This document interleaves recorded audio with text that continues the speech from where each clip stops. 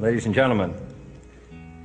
The very word secrecy is repugnant in a free and open society, and we are, as a people, inherently and historically opposed to secret societies, to secret oaths, and to secret proceedings. We decided long ago that the dangers of excessive and unwarranted concealment of pertinent facts far outweighed the dangers which are cited to justify it. Even today, there is little value in opposing the threat of a closed society by imitating its arbitrary restrictions. Even today, there is little value in ensuring the survival of our nation if our traditions do not survive with it. And there is very grave danger that an announced need for increased security will be seized upon by those anxious to expand its meaning to the very limits of official censorship and concealment. That I do not intend to permit to the extent that it's in my control. And no official of my administration, whether his rank is high or low, civilian or military, should interpret my words here tonight as an excuse to censor the news, to stifle dissent, to cover up our mistakes, or to withhold from the press and the public the facts they deserve to know. For we are opposed around the world by a monolithic and ruthless conspiracy that relies primarily on covert means for expanding its sphere of influence, on infiltration instead of invasion, on subversion instead of elections, on intimidation instead of free choice, on guerrillas by night instead of armies by day. It is a system which has conscripted vast human and material resources into the building of a tightly knit, highly efficient machine that combines military, diplomatic, intelligence, economic, scientific, and political operations. Its preparations are concealed, not published.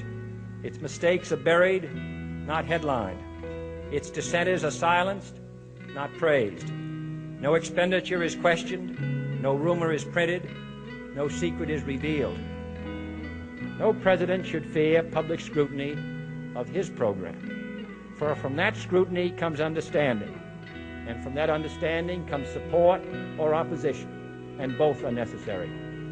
I am not asking your newspapers to support an administration, but I am asking your help in the tremendous task of informing and alerting the American people. For I have complete confidence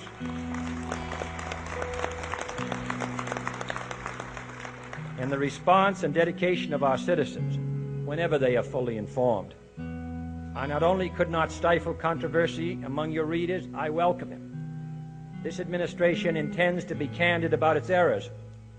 For as a wise man once said, an error doesn't become a mistake until you refuse to correct it.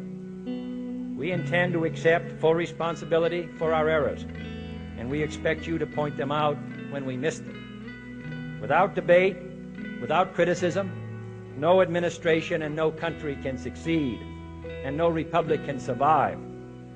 That is why the Athenian lawmaker Solon decreed it a crime for any citizen to shrink from controversy.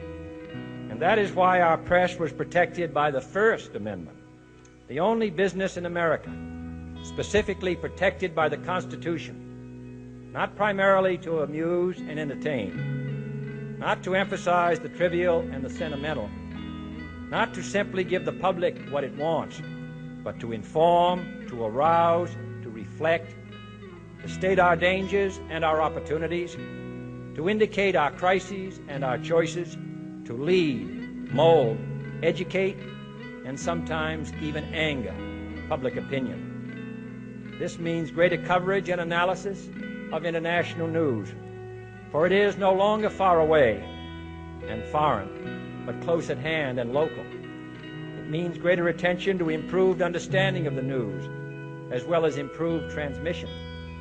And it means, finally, that government at all levels must meet its obligation to provide you with the fullest possible information outside the narrowest limits of national security. And so it is to the printing press, to the recorder of man's deeds, the keeper of his conscience, the courier of his news, that we look for strength and assistance, confident that with your help, man will be what he was born to be, free and independent.